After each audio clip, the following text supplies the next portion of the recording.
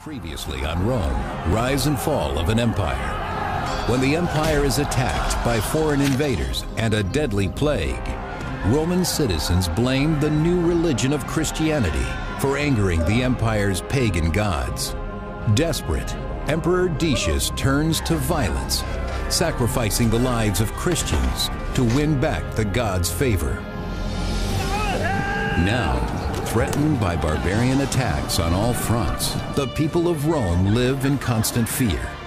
As the crisis deepens, insurgents seize control, dividing the empire against itself. Until a new ruler emerges. His name is Aurelian, and he unifies the fractured empire using its greatest reservoir of strength, the army.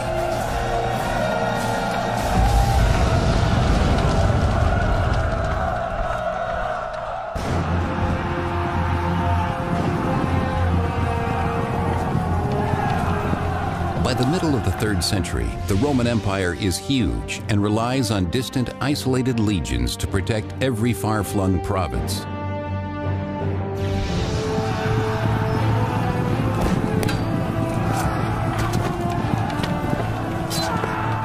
The troops at this point were forced into a situation where they often had to rely on self-help. The imperial superstructure was very far away from them. Emperors made it to frontier conflicts often after they had mushroomed entirely out of control. In the absence of the emperor, the soldiers sometimes take leadership matters into their own hands. The emperor can't be there, so there's a bit of drift, and so somebody arises who is able to do the job for him, and probably will call themselves an emperor in order to rally local support, to beat back the barbarians who are threatening the integrity of the provinces. Having dared to raise their own emperors, the powerful border armies now declare independence from Rome. As these armies break away on the eastern and western frontiers, forming their own empires, Rome's northern frontier is attacked by the Alemanni barbarians in 269 AD.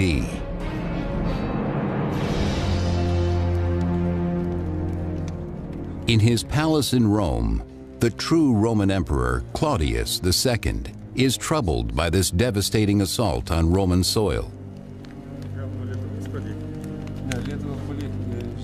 Enemies from the other side of the Alps did more than invade the Roman Empire. For the first time in an extraordinarily long time, they actually crossed the Alps into Italy.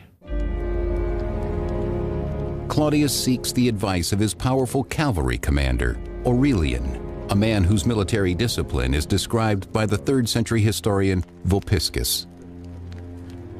Aurelian, from his earliest years, was very quick of mind and famous for his strength. He never let a day go by without practicing the spear, the bow and arrow, and other weaponry. Aurelian's skills will soon be tested as news from the frontier worsens. Distraught refugees from northern Italy bear witness to the devastation. With this invasion, the danger of a mutiny within the army becomes even greater. If barbarian people threatened to invade, then the local people would simply proclaim emperor whoever happened to be the military commander in the region at the time. In order to keep the northern frontier from breaking away as well, Claudius must act quickly to stop the encroaching Alemanni forces.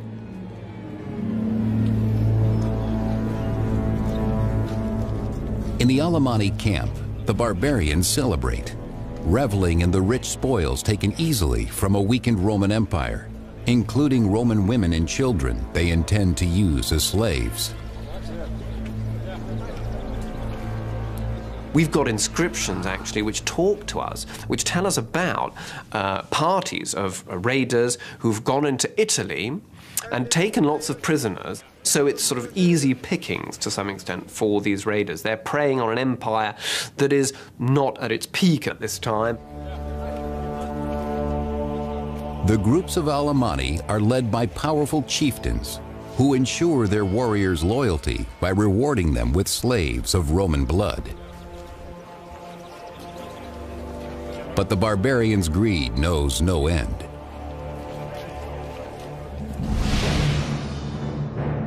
Emperor Claudius is forced to march his army from Rome, meeting the Alemanni warriors at Lake Garda in northern Italy.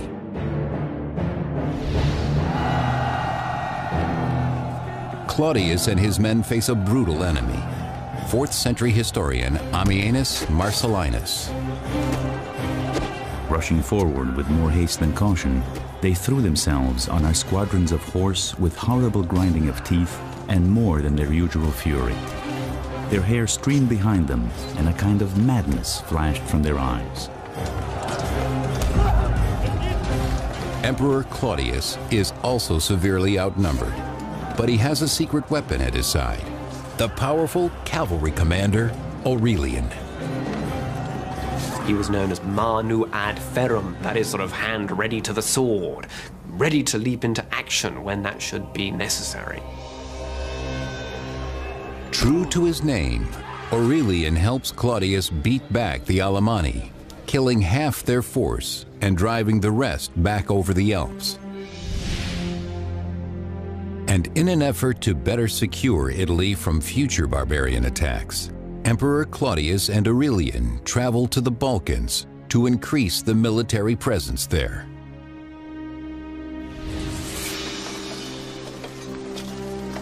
But while on campaign, Emperor Claudius contracts the plague. Claudius's reign was short. He ruled from 268 to 270. He had a signal military success in the year 269, heavily advertised at the time and much talked about later. But this success, the defeat of the Alemanni, is not enough to restore the empire.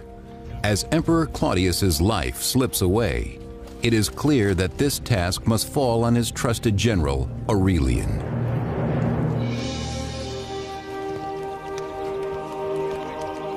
He is declared emperor by his troops. Aurelian repays them by sacrificing to the god of soldiers, Sol Invictus, the unconquered sun, a deity now emerging as the god of victory within the army. Whatever gives you the victory, whatever it is that's going to be beneficial, that's the wagon, as it were, you hitch your star to. A man of low birth, Aurelian now rises to the highest position in the empire because of his military brilliance, like many great generals before him.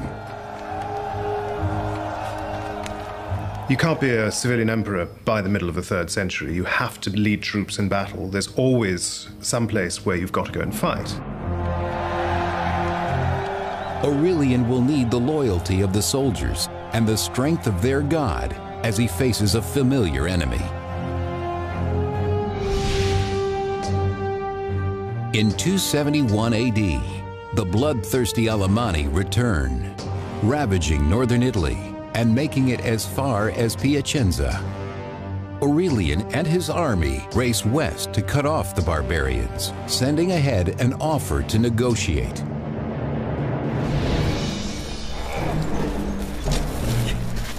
But the Alemanni have other plans. He invited the barbarians to give themselves up, but reportedly they replied that they were free men and they could show him how free men can fight. Sure enough, at dusk, in the wooded area south of Piacenza, they ambushed the Roman army, which suffered heavy losses. In the forest, the Roman soldiers are no match for the barbarians.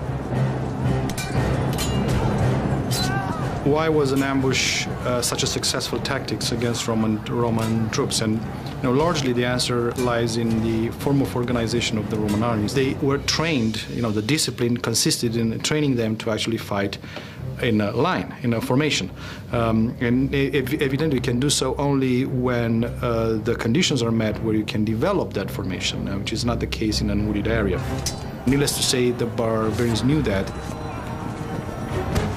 Caught in a wooded trap, the Roman army is thrown into confusion and routed. For Aurelian, the defeat is devastating. The troops are, in some ways, very loyal to their own commanders, but they're also very fickle. So if an emperor is winning, they are happy to support him. Once an emperor starts to lose, then he's almost certainly done for. Aurelian rallies what troops have survived, praying that they will remain loyal. He needs them now more than ever to keep the Alemanni from reaching the city of Rome.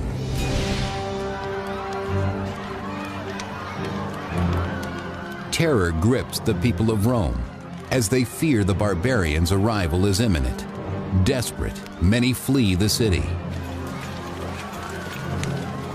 The defeat of the Roman army, or Aurelian's army, created panic in Rome because there was no serious force to stand between the barbarians and the city.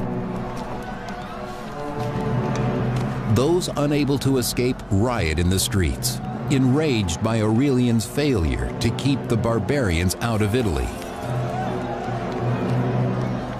The population of Rome does seem to have understood that becoming a vast city in the midst of an empire whose armies were concentrated at the frontier left them, as it were, peculiarly vulnerable if an army were actually to make it into Italy.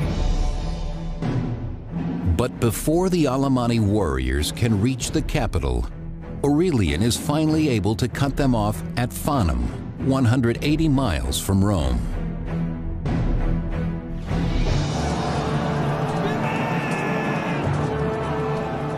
After his recent defeat, Aurelian must win back his army's loyalty with nothing less than absolute victory. Emperors had always relied upon the support of the army. And emperors may have presented themselves as champions of the republic, but the reality, the underlying reality of imperial powers, it always depends upon the army. Together, Aurelian and his soldiers teach their barbarian foes a lesson in Roman discipline. They learned now that whenever there was an opportunity for the Roman army to develop in tight formation, they had no chance. Overwhelmed, many barbarian warriors die a watery death in the Metaurus River.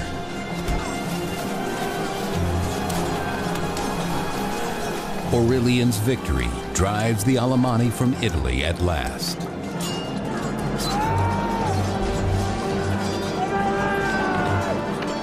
It's also regaining confidence, and no doubt his triumph served to boost morale at a time when it had been greatly shaken.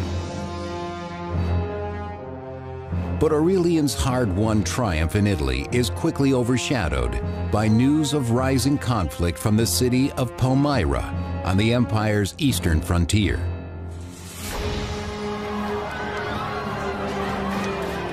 For more than 10 years, beginning well before Aurelian's reign, foreign invaders struck hard against Rome's eastern provinces, including Palmyra, threatening to break through the weakening border. And this ongoing flow of populations, some of whom were highly militarized and used quite different tactics than the Romans were used to, caused very profound problems in the eastern provinces.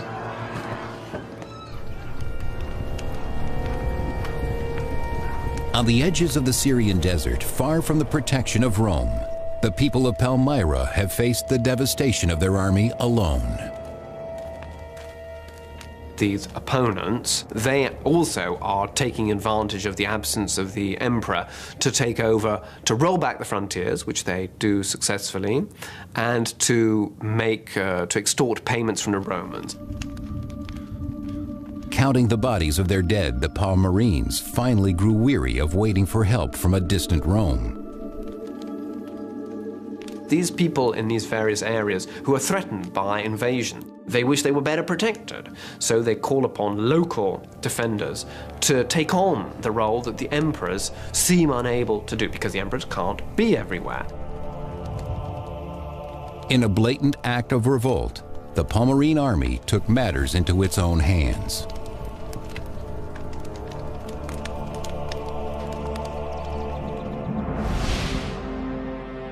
As a result, for the past decade, the eastern provinces have called themselves the Palmyrene Empire, breaking away from Rome. Now they make a direct threat against Emperor Aurelian by taking the fertile Roman land of Egypt.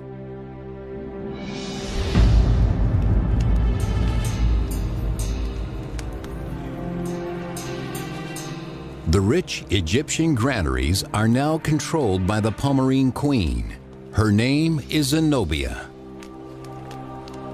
You're fascinated by this figure of a woman of the East wielding such control, perhaps a latter-day Cleopatra type.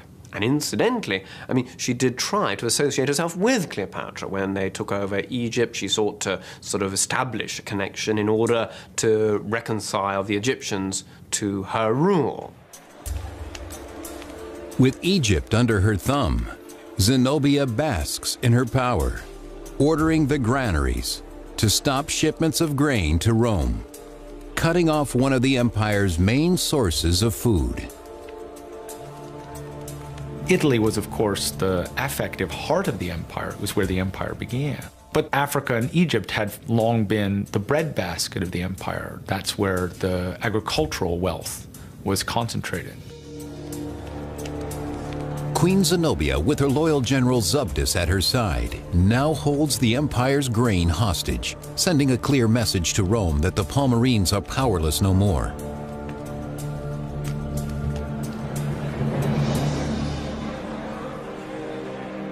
Zenobia's power play strikes deep. In Rome, Aurelian finds the people desperate and starving for lack of grain.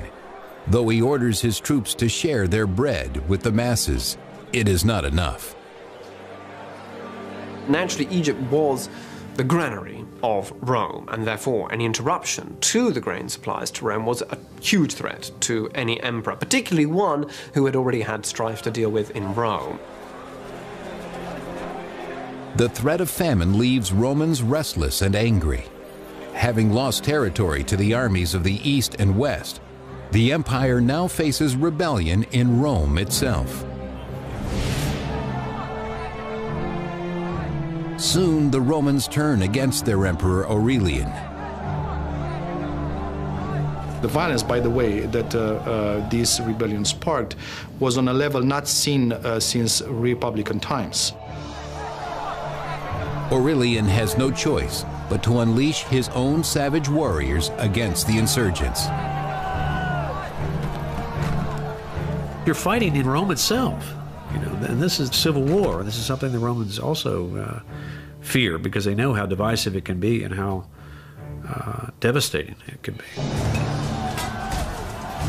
Unaccustomed to battling inside a city, Aurelian soldiers struggle.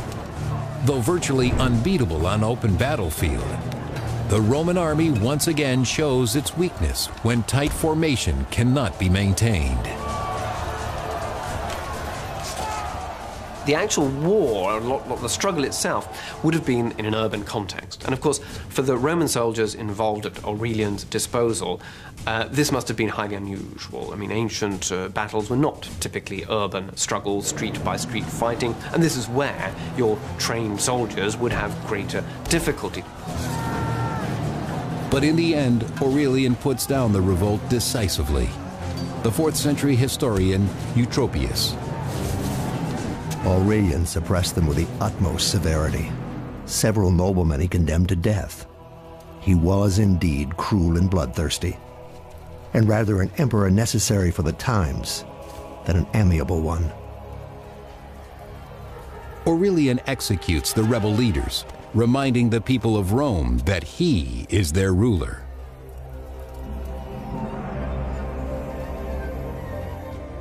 The emperor has crushed the resistance. He now rebuilds the city walls against external forces. Rome will be strong and safe in his hands. In the aftermath of the military crisis in northern Italy, at the start of his reign, the Emperor Aurelian provided that the city of Rome should be outfitted with a new set of walls. This was the first significant, really significant new set of walls built for the city of Rome since nearly 1,000 years before. Aurelian now turns to the crisis of the Palmyrene Empire. He must secure his grain supply in order to avoid famine in Rome. His dwindling bread rations will not last forever. Well, Aurelian was determined to reassert control over all areas of the empire, and so he moves east in 272 to regain control. His first target is the former Roman city of Antioch, then part of the larger region called Syria.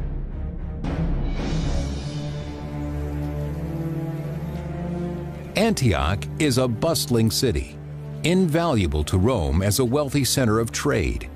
But now, under the control of the Palmyrene Empire, it becomes a safe haven for the fugitive queen Zenobia. Zenobia and her generals knew for sure that Antioch would be the first city, the first thing Aurelian would have to conquer upon entering Syria. So she barricaded herself in the city, and Zabdas drew the army in the Orontes plain to the west of Lake Antioch. Zenobia enjoys her prestige, happy to let her generals ready themselves for war just outside the city walls.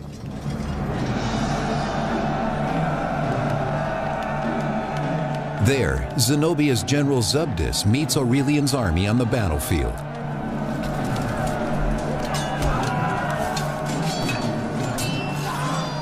You have walls of Romans moving in lines, man to man, fist to fist. You can't kill somebody until you look them in the eye. You've got arms getting cut off, hands getting cut off, damage to the neck, to the face. But as his infantrymen fall prey to the swords of the Palmyrenes, Aurelian knows his only chance is to outmaneuver General Zabdas. It is during this battle that Aurelian instructed his highly disciplined light cavalry to perform what later came to be known as the feigned retreat stratagem. Aurelian's light cavalry pretends to flee, tricking the Palmyrenes into giving chase, leaving the protection of the main lines behind them. At which point the Roman cavalry turned back and cut them to pieces. In any case, indeed, the Palmyrean cavalry was destroyed, and the road was open to Antioch. General Zabdas orders the surviving Palmyrene troops to retreat. Zenobia and her generals head toward Palmyra. Aurelian gives chase, determined to catch the queen before she reaches her home city.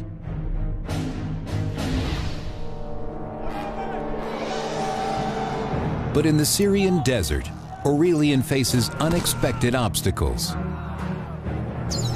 You have to remember this is summer. It's hot in the desert. So harassed by both the hot summer and the Arab nomads that had remained loyal to Zenobia, Aurelian and his army pursued or pushed to Palmyra. But an arrow wound delays Aurelian's pursuit, giving Zenobia time to secure herself in Palmyra. Cursing his nomad attackers, Aurelian vows to capture their queen.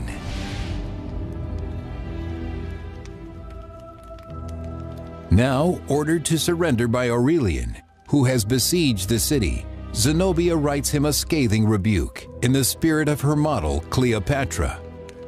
Whatever must be accomplished in matters of war must be done by valor alone. You demand my surrender as though you were not aware that Cleopatra preferred to die a queen rather than remain alive, however high her rank. Despite her bravado, the proud queen knows she is not safe for long in the city. She quickly packs for travel. Palmyra itself is not really ready for a siege anyway. They built some very hastily erected defenses, and clearly Aurelian has some support inside the city. It does not hold out for very long.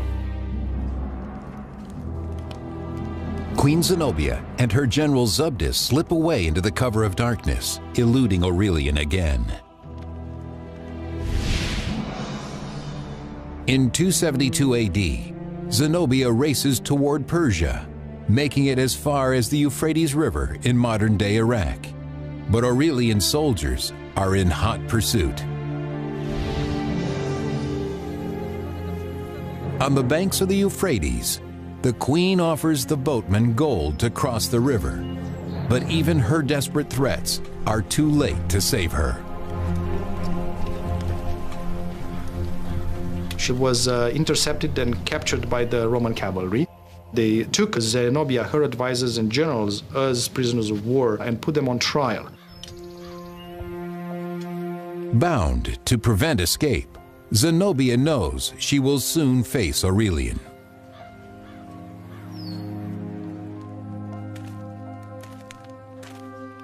Having won back the throne of Palmyra, Aurelian finally confronts the rebel Zenobia, a woman whose boldness he can't help but admire.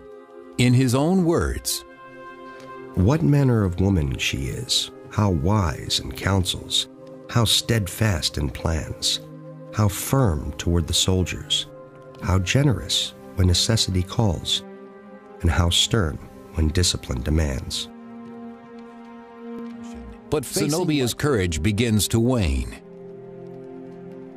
Zenobia pleaded that she had been led astray by bad advice, on which account her advisor was put to death, and so was the general Zabdas. Aurelian has a different fate in mind for the beautiful queen once they reach Rome.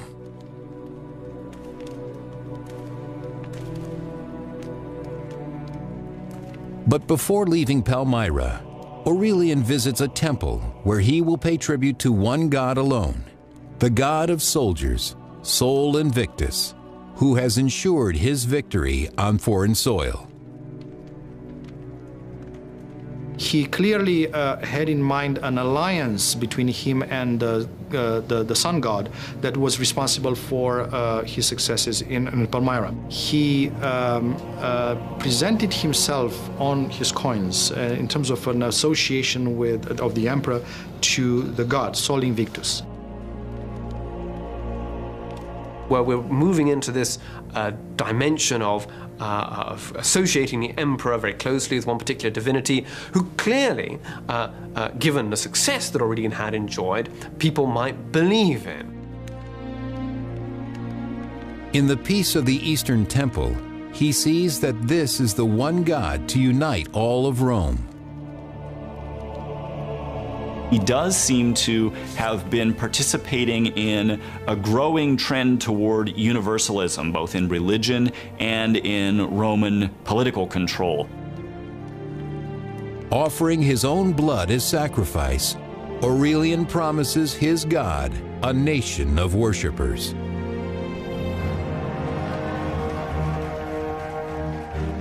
Having taken back the East and restored Rome's ration of free bread, Aurelian is welcomed back to Rome, a hero. It may have signaled to the Romans an end to what had been nearly a half-century of sequence of military catastrophe, followed by recovery, followed by catastrophe, followed by illusory recovery again. Aurelian has another purpose in Rome. He will use the riches taken from the East to establish the soldier's god, Sol Invictus, as the single deity of the empire. Work soon begins on a new temple. He actually put the new cult on a par with the official state religion in Rome. He built a magnificent temple for Sol in Rome, which he furnished with the spoils from Palmyra. But religion must wait for now. Aurelian has more battles to fight before the empire is fully restored. To the north, the Roman territories of Gaul and Britain have fallen under the unlawful rule of a mutinous Roman army that calls their dominion the Gallic Empire.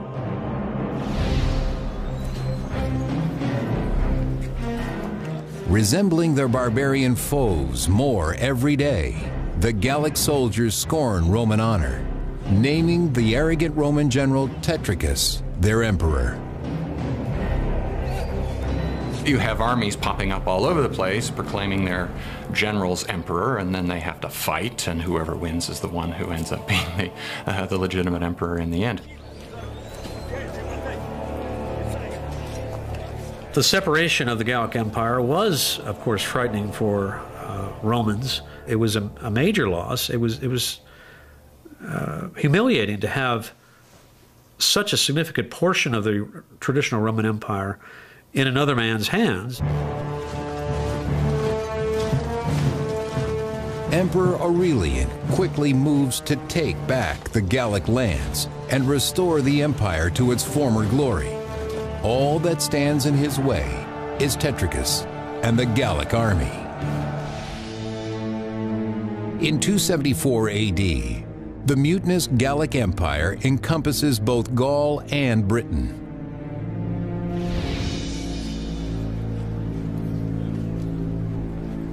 There, the soldier emperor Tetricus and his army have become indistinguishable from their barbarian enemies. Undisciplined, they revel in the torment of their prisoners. The job of soldier emperor was tremendously dangerous because they're in power only because they are proclaimed by their troops. But it's a very difficult thing once in power to maintain that, because you have to avoid internal conflicts with other potential generals who see themselves as possible emperors. Tetricus cannot show any weakness to his troops.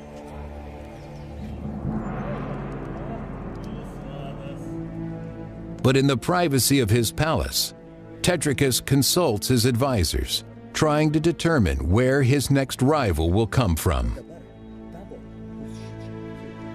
Tetricus himself had survived over the previous several years a number of internal disputes, some actually leading to considerable bloodshed among rival leaders in the Gauls. He plans to someday leave his kingdom to his son, establishing a dynasty in his own name. But reports of a new challenger now threaten to destroy this dream.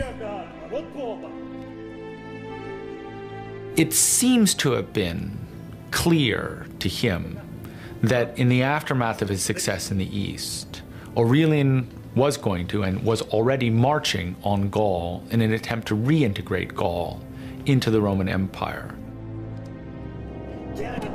With news of Aurelian's approach, the volatile Tetricus blames his advisors, lashing out at everyone around him. In 274 AD, Aurelian marches to Chalons, Gaul, in modern-day France, to face Tetricus and win back the western territories for Rome.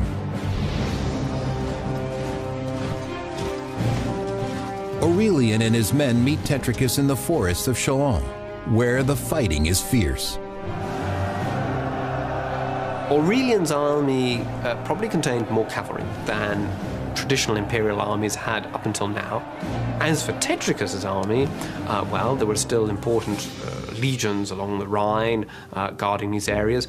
It would have been a battle between forces, much similar forces with similar equipment at their disposal, and therefore all the bloodier and more devastating for the armies involved. It is Tetricus's army that now bears the brunt of Aurelian's vengeance.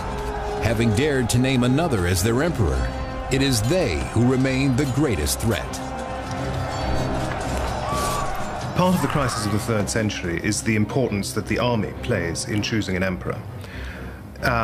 This is something that's relatively new in the Roman world, and it's a result of constant warfare. The army becomes more powerful, it becomes more able to choose emperors, and it becomes more able to impose its own choice of emperors on Rome itself.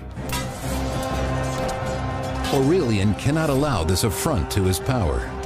As Tetricus's army falters, Aurelian orders his troops to cut them down, showing no mercy. Some sources claim that Tetricus realized the game was up even before the battle, but it looks as though he did fight it out to the end, and it was, in the end, Aurelian who gained the victory. It is the culmination of his efforts to reunite the empire. In the end, he takes the usurper Tetricus prisoner.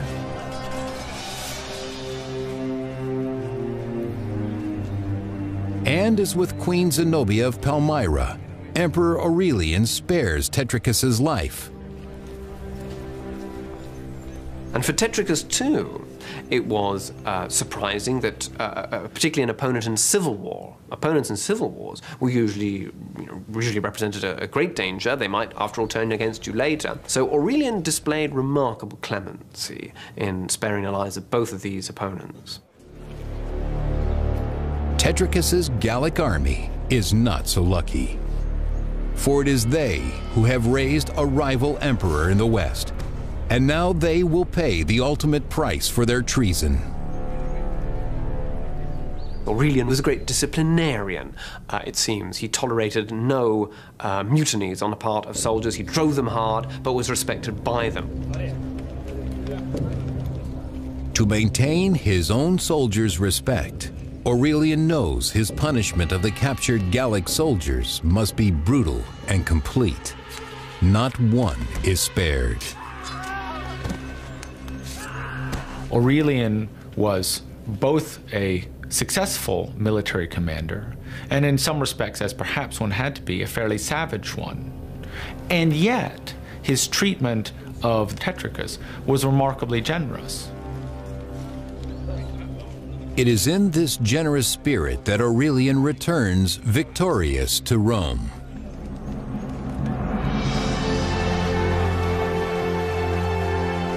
There, after 4 years of non-stop campaigning, Aurelian celebrates his reunification of the empire with a spectacular triumph parade, displaying high-ranking captives from every far-off conquest. There's all sorts of other lore that goes with this ceremony, which mark it out as distinct and in some way both as barbaric and awesome.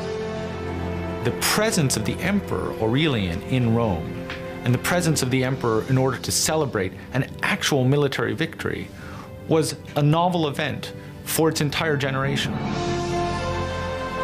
The defeated usurpers Zenobia and Tetricus are paraded as well, evidence of Aurelian's successes in the East and West. It was a humiliating spectacle to be paraded through Rome as a captured enemy leader. It implied, as it were, that probably you lacked the courage to have died in battle. Humiliated though they may be, Zenobia and Tetricus and the other captives are allowed to live by the generous Emperor Aurelian. He also shows his generosity to the people of Rome. Aurelian himself distributed largely the bread, the pork meat, but also, we are told, white tunics of Egyptian and African cloth. So it was clearly a very generous display of force there.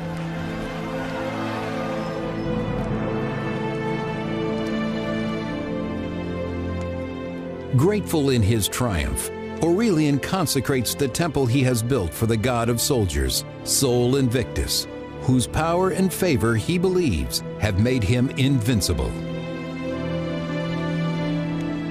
Many scholars believe simply that this was trying to enforce conformity among the peoples of the empire for political purposes and also for religious purposes, and those two things are not that easily separated in the mind of a Roman. Aurelian decrees this day, December 25th, will be celebrated each year as the birthday of Sol Invictus. Later emperors, also seeking to unite Rome with religion, will adopt this date for the birth of Jesus Christ. Even now, over 1,700 years later, this once pagan holiday is celebrated as Christmas around the world. throughout the empire in the 3rd century, there's clearly a movement towards monotheism, towards different cults that believe in a single god, and sometimes in a single redeeming god.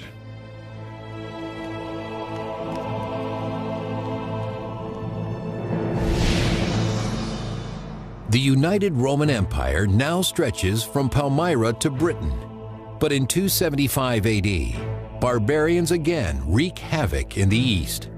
Aurelian marches his army to Thrace to prepare for battle.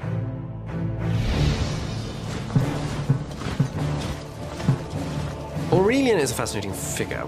He was a very energetic and dynamic individual. If you think of all the places in which he campaigned in his life, he must have had tremendous energy. It is this drive and energy that earn him the loyalty of his troops. Aurelian is very successful as a military leader. He knows his troops. He works very effectively with them. I'm sure he rewards them on a regular basis. He can, I think, depend on a significant ongoing support from the soldiers. They trust him. You know, they see him as their leader.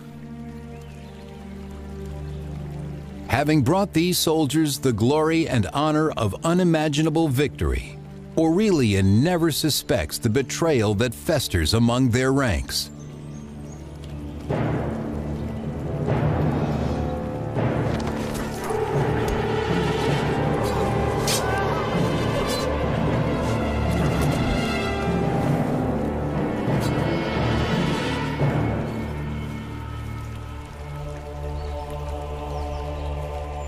The assassination of Aurelian is again one of these things that's very difficult to explain, particularly at a time when he's been so successful militarily, when the troops should feel satisfied with that success and with their rewards. Their treacherous act leaves the empire in shock. As far as we know, the news that the emperor was dead were received with disbelief. And a lot of sadness. He was buried with great pomp in a magnificent tomb at the very spot where he was assassinated. Rome mourns the loss of a great emperor, one who has saved the empire from certain collapse. I think Aurelian's importance lies in the fact that it's the beginning of the Roman recovery, of the, as it were, the central Roman machine coming back to life, and he managed to reunite the empire, to bring it all under his central control. But in the end, not even the god of soldiers could protect him from the swords of traitors, and the empire he had worked so hard to unite fragments again. Next on Rome, rise and fall of an empire. Inheriting an empire ravaged by barbarians and torn apart by rival emperors, one man will emerge victorious. His name is Constantine. Fighting under the banner of a new god, he brings unity to a divided Roman Empire.